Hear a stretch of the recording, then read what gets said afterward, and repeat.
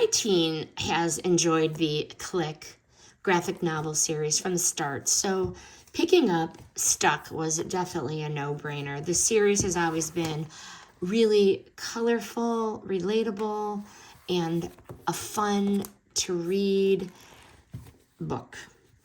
This installment follows Olive back to Camp Acorn Lake, and literally right away, the camp setting feels fresh but familiar, with the same amount of warmth and humor that really does make the Miller books so appealing. Why we like these for our 12-year-olds: relatable friendship struggles. Olivia gets caught between two friends who refuse to talk to each other, and the way she tries to handle being in the middle feels very real for kids that are navigating the friend group. Also, as a parent, I like the layered storytelling. Beyond the drama, Olive also takes on the challenge of pitching a plan to improve camp life, which is really nice, which gives the story a nice balance of fun, teamwork, and of course, problem solving.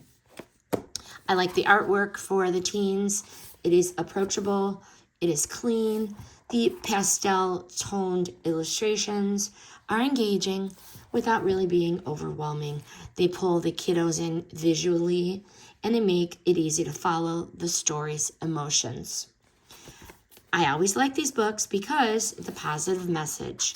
The book emphasizes one thing: while you can't always control other people's feelings, you can definitely control your own reactions.